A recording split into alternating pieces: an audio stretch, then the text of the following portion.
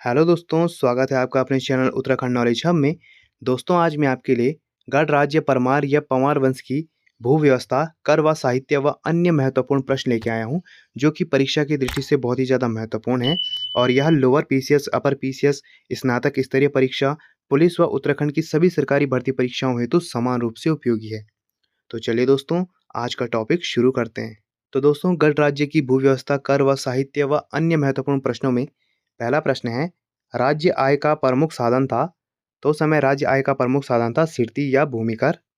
अगला प्रश्न है, राजा तीन परिस्थितियों में भू स्वामित्व दूसरे को दे सकता था। तो वो तीन स्थितियां थी, संकल्प या विष्णु प्रीति, ये विद्वान ब्राह्मणों को, रौत, ये वीरता प्राप्त सैनिकों को पुरस्कार स्वरूप, और जागीर, यह राज्य अधिकारियों को दी जाती थी। अगला प्रश्न है, राजा की आज्ञा से कृषि भूमि पर कृषि करने वाले किसानों को आसामी कहा जाता था। आसामी तीन प्रकार के होते थे, जो हैं खायकर, सिरतान व मौरूसीदार। अगला प्रश्न है, जो व्यक्ति राजा की आज्ञा से कृषि कार्य स्वतंत्र रूप से स्वयं करता था और राजा को सीधे राजस्व देता था, उसे कहते थे मौरूसीदार। अगला प्रश्न है, सिरतान, जो मौसूरीदार या खायकर को उसकी भूमि हेतु दिया करता था, तो यह सिरती या नगद रकम दिया करता था।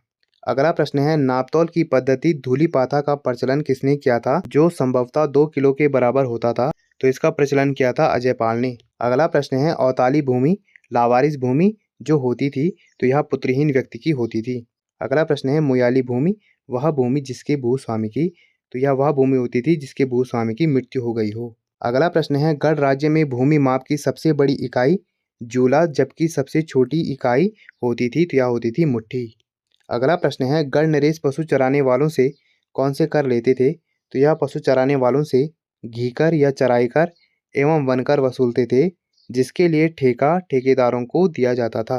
अगला प्रश्न है, पंवारकालीन अभिलेखों की भाषा प्रायः। तो पंवारकालीन अभिलेखों की भाषा प्रायः संस्कृत और गढ़वाली है। अगला प्रश्न है, पंवार शासकों के संपूर्ण ताम्रपत्र व शासनादेश गढ़वाली भाषा में हैं, जिसमें सबसे प्राचीन है। तो इसमें सबसे प्राचीन जगतपाल का देवप्रयाग दानपत्र है। अगला प्रश्न है, कवि भरत ने रचना की थी। तो इन्होंने मानवोदय काव्य की रचना की थी। अगला प्रश्न है, संस्कृत साहित्य रामायण प्रदीप की रचना की थी। तो यह की थी पंडित मेघाकर शर्मा ने। अगला प्रश्न है, सुदर्शन शाह के समय वासवानंद ने रचना की थी। तो उन्होंने प्रश्न सिंधु की रचना की थी। अगला प्रश्न है, रत्न कवि ने फतेह प्रकाश व मती राम ने रचना की थी। तो उन्होंने वृत्त कौमुदी की रचना की थी। अगला प्रश्न है, पौंड टूटी एक प्रकार का, तो यह एक प्रकार का आयात निर्यात कर होता था। अगला प्रश्न है, फतेह शाह ने जारी की थी। तो इन्होंने अष्टकोण रजत मुद्रा जारी की थी।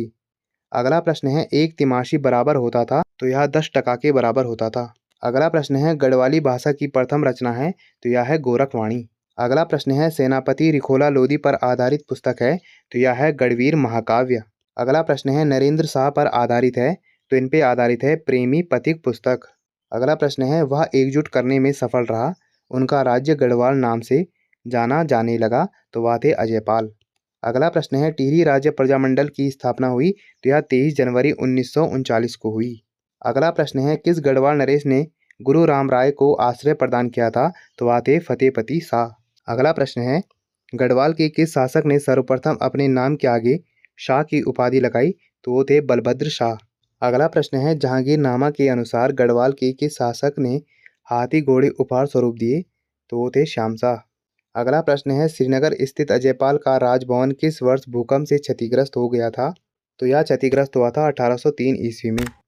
अगला प्रश्न है, गुलदस्त तवारीख इकोह टिहरी गढ़वाल नामक पुस्तक के लेखक हैं। तो यह है मियाँ प्रेम सिंह। अगला प्रश्न है, गढ़वाल का जॉन ऑफ आर्क कहा जाता है। तो यह कहा जाता है तीलू रौतेली को।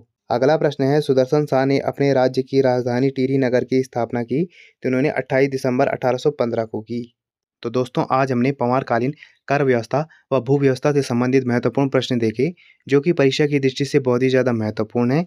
और ऐसी ज्ञानवर्धक वीडियोस के लिए मेरे चैनल को लाइक कीजिए, कमेंट कीजिए, शेयर कीजिए, सब्सक्राइब कीजिए और मुझे इंस्टाग्राम पे फॉलो कीजिए।